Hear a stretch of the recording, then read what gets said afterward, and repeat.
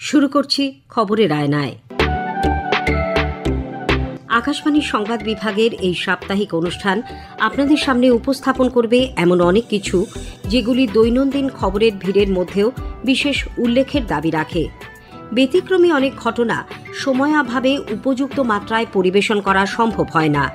আবার বেশ কিছু ঘটনাও নানান কারণে সবার চোখ এড়িয়ে যায়। এমন নানান রঙের মালায় গাঁথা এক অনুপম উপহারই হল খবরের আয়নায়। আজকের আয়নায় রয়েছে বিশ্ব উষ্ণায়ন রুখতে বিজ্ঞানীদের পরামর্শ, ভোটদানে উৎসাহ বাড়াতে ট্রামের মাধ্যমে প্রচার, তৃতীয় দফা নির্বাচনে প্রার্থীদের খুঁটিনাটি, ডেঙ্গু বিষয়ে পতঙ্গবিদদের সতর্কবার্তা এবং শতবর্ষের স্মরণ সন্ধ্যায় অভিনেত্রী অরুন্ধতী দেবী। এতদিন যা ছিল বিজ্ঞানী ও পরিবেশবিদদের কথায় এবং প্রচার মাধ্যমের আলোচনায়, সেই বিশ্ব উষ্ণায়নের প্রত্যক্ষ প্রভাব এখন জনজীবনকে ব্যাহত করতে শুরু করেছে। পরিবেশ সম্পর্কে উদাসীনতা অনেকটাই কাটিয়ে ওঠার পরিস্থিতি তৈরি হচ্ছে নানান মহলে। কি করতে হবে আর কি করব না, এই বিষয়ে পরামর্শ দিচ্ছেন বিশেষজ্ঞরা।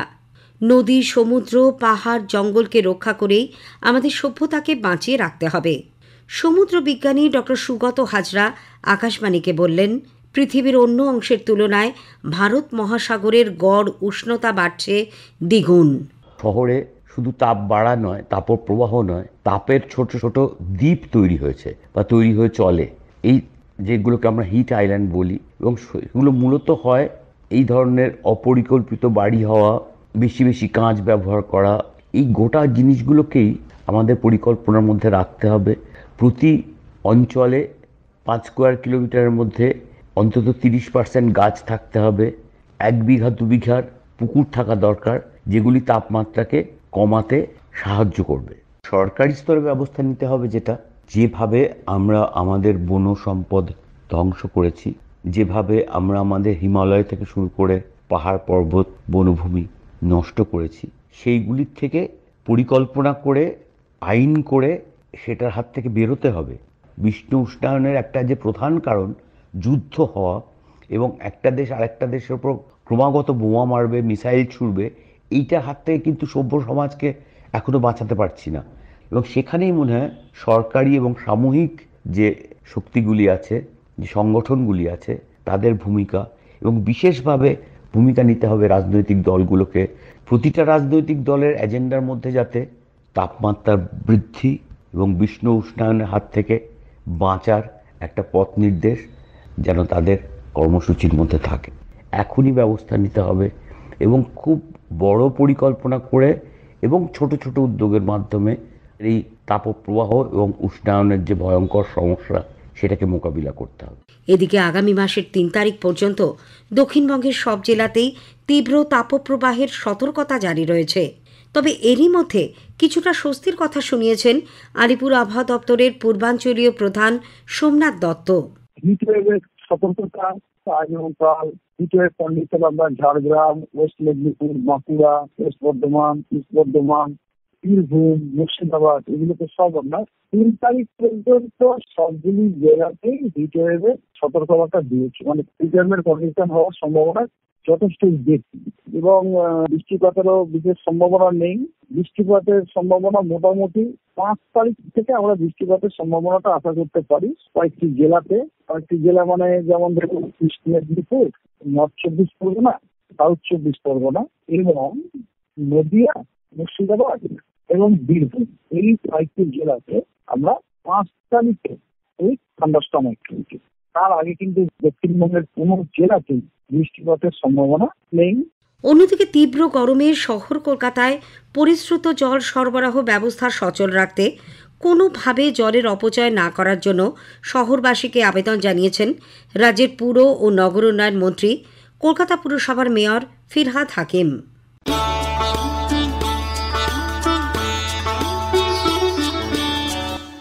গ্রামাঞ্চলের পাশাপাশি রাজ্যের শহর এলাকাতেও ভোটের হার বাড়ানোর লক্ষ্যে নির্বাচন কমিশন একাধিক পদক্ষেপ নিয়েছে। এরই অঙ্গ হিসেবে একটি বিশেষ ট্রাম রাস্তায় নামল গতকাল। কলকাতা উত্তর জেলা নির্বাচনী আধিকারিকের দপ্তরের উদ্যোগে ওই ট্রামটি 5ই মে পর্যন্ত ভোটারদের মধ্যে সচেতনতা বাড়াতে এসপ্ল্যানেড থেকে শ্যামবাজার পর্যন্ত বিভিন্ন পথ পরিক্রমা করবে। এর আনুষ্ঠানিক উদ্বোধন করে রাজ্যের মুখ্য নির্বাচনী আধিকারিক আরিজ আফতাব বলেন, চলতি লোকসভা নির্বাচনের প্রথম দফায় ভোটদানের নিরিখে গোটা দেশের মধ্যে দ্বিতীয় স্থানে ছিল এই রাজ্য। আগামী দফার ভোটগুলিতেও যাতে এই প্রবণতা অক্ষুণ্ণ থাকে তা নিশ্চিত করতেই এই উদ্যোগ। আমাদের রাজ্যে we have a very high percentage in the first phase of this election also, second highest আমরা ছিলাম, so we are among the first, second or third highest, first or second highest in the country, and এই উদ্যোগ নেওয়া হচ্ছে যাতে বেশি করে মানুষ in urban areas ওনারাও এগিয়ে আসতে পারেন এবং এই ভোটিং পার্সেন্টেজটা আমরা ইনক্রিজ করতে পারি। এই ট্রাম রাইডের মাধ্যমে ভোটারদেরকে সচেতন করা হবে, ভোটারের কি উদ্দেশ্য আছে এটা জানানো হবে। আপনারা জানেন দ্যাট এখন election commission 85+ and persons with disabilities with benchmark disability ওনাদের জন্য হোম ভোটিং ফ্যাসিলিটিও দিয়েছে, বাড়িতে গিয়ে আমাদের টিম যাচ্ছে। and on 3rd there is a small blood donation camp organized।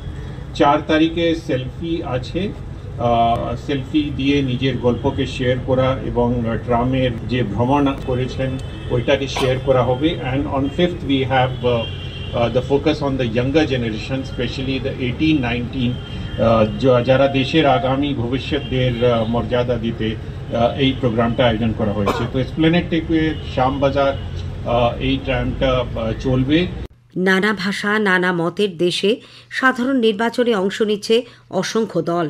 দলীয় পতাকা এবং প্রচার কৌশলে যেমন রয়েছে নানা রঙের বৈচিত্র্য, তেমনি প্রার্থীদের মধ্যেও বয়স, শিক্ষাগত যোগ্যতা ও আর্থিক অবস্থা এরকম বিভিন্ন বিষয়ে রকম ফের লক্ষ্য করা যাচ্ছে। গণসংগঠন ওয়েস্ট বেঙ্গল ইলেকশন ওয়াচ ও অ্যাসোসিয়েশন ফর ডেমোক্রেটিক রিফর্মসের যৌথ সমীক্ষায় উঠে এসেছে সেরকমই কিছু বৈশিষ্ট্য। গতকাল কলকাতা প্রেস ক্লাবে এক সাংবাদিক বৈঠকে সংগঠনের রাজ্য সংযোজক ডক্টর উজ্জয়িনী হালিম বলেন, এবারের নির্বাচনে মহিলা প্রার্থীর সংখ্যা অনেকটাই কম। 57 জন প্রার্থীর মধ্যে আমরা দেখতে পাচ্ছি মহিলা প্রার্থীদের সংখ্যা কম। 57 জন প্রতিদ্বন্দ্বিতাকারীদের মধ্যে মাত্র 3 জন মহিলা প্রার্থী রয়েছেন, যেটা 5% মতন শতাংশে হিসেবে দাঁড়ায়। এখন কথাটা হচ্ছে যে সমস্ত রাজনৈতিক দলই বলেন যে তারা মহিলাদের সামনে আনতে চান রাজনীতিতে, মহিলা ভোটারদের কথা বলেন, কিন্তু টিকিট দেওয়ার ক্ষেত্রে তথ্য বলছে যে মহিলা প্রতিদ্বন্দ্বীদের সংখ্যা বেশ কম, মাত্র 3 জন মহিলা প্রতিদ্বন্দ্বী, এবং সর্বভারতীয় স্তরেও কিন্তু মাত্র 9% মহিলা প্রতিদ্বন্দ্বিতাকারী রয়েছেন। 1352 জনের মধ্যে মাত্র 123 জন মহিলা প্রতিদ্বন্দ্বী। এছাড়া আরও অন্যান্য তথ্যর মধ্যে 26 জন প্রার্থী বা 46% প্রার্থী শিক্ষাগত যোগ্যতা 5ম থেকে দ্বাদশ শ্রেণীর মধ্যে, আর 31 জন বা 54% প্রার্থী শিক্ষাগত যোগ্যতা স্নাতক বা তার বেশি। 3 জন আমরা এমন প্রার্থীকে পেয়েছি যারা আগেরবার এমপি ছিলেন এবং আবার এবার নির্বাচনে দাঁড়িয়েছেন। তারা হচ্ছেন খগেন মুর্মু বিজেপির, খলিলুর রহমান তৃণমূল কংগ্রেসের এবং আবু তাহের খান তৃণমূল কংগ্রেসের। সর্বভারতীয় ক্ষেত্রে প্রতিদ্বন্দ্বিতাকারী প্রার্থী হচ্ছেন 1352 জন, 95টা কনস্টিটিউয়েন্সিতে নির্বাচন তারা প্রতিদ্বন্দ্বিতা করছেন।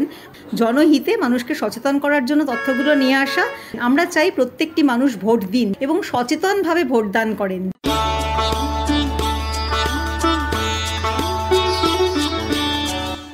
মশাবাহিত রোগ ডেঙ্গু সম্পর্কে সাধারণ মানুষ সচেতন না হলে ডেঙ্গু নির্মূল করা কঠিন কাজ বলে জানিয়েছেন কলকাতা পুরসভার ভেক্টর কন্ট্রোল বিভাগের প্রধান বিশিষ্ট পতঙ্গবিদ ডক্টর দেবাশিস বিশ্বাস। ডক্টর বিশ্বাস বলেন, ঘরের সৌন্দর্যায়নের জন্য ফুলদানির জল নিয়মিত পরিবর্তন করা দরকার। সবাইকে ভালো রাখার জন্য 3টি পরামর্শ। ইদানিং সবাই গাছ পালন করছেন ঘরের ভেতরে, এই অভ্যাসটি ভালো, কিন্তু মানি প্ল্যান্টগুলো যেসব ফ্লাওয়ার ভাসের মধ্যে রাখা আছে তাতে জল, সেই জল যদি আমরা 7 দিন পর পর না বদলাই তাতে জন্মাবে ডেঙ্গুর মশা ইডিস ইজিপ্টাই। সুতরাং বিষয়টি মাথায় রাখতে হবে। 2 নম্বর, বর্ষার আগে আপনার বাড়ির ছাদকে ঝকঝকে তকতকে করে রাখুন। আপনার ছাদে যদি ছোট্ট একটা কাচের কৌটো, কাচের শিশি এবং তাতে বৃষ্টির জল জমে, সেই পাত্রে জন্মানো ইডিস মশা হিসেব করে দেখা গেছে আপনার বাড়ির চারপাশে 31,400 বর্গমিটার জায়গায় বসবাসকারী আপনার প্রতিবেশীদের মধ্যে ডেঙ্গু ছড়িয়ে দিতে পারে। সুতরাং বর্ষার আগে আপনার বাড়ির ছাদটা পরিষ্কার করে ফেলুন। 3 নম্বর পরামর্শ, অনেক প্রমোটার প্রচুর ফ্ল্যাট বানিয়ে রেখেছে, সেগুলো বিক্রি হয়নি, তালাবন্ধ রয়েছে। অনেকে আবার নিজের বাড়ির ফ্ল্যাট বন্ধ করে বেড়াতে যান অনেক দিনের জন্য। ভেতরে রইল কি? কমোডটা খোলা অবস্থায় থাকে, তার ভেতরে যে জল থাকে, সামান্য জল, সেই জলের মধ্যে জন্মায় ডেঙ্গুর মশা, ইডিস ইজিপ্টাই। কাজেই সবার কাছে অনুরোধ, আপনারা নতুন যে ফ্ল্যাট কিনেছেন তালা বন্ধ করে না রেখে তাতে বসবাস শুরু করুন, কিংবা নিয়মিত ফ্ল্যাট খুলে কমোডটা ঢাকা আছে কিনা সেটা দেখে আসুন। নইলে আপনার ঘরের ভেতরেই জন্মাবে ডেঙ্গুর মশা, আপনি, আপনার আত্মীয় স্বজন এবং আপনার প্রতিবেশীদের মধ্যে সেই ডেঙ্গুর সংক্রমণ ছড়িয়ে পড়বে।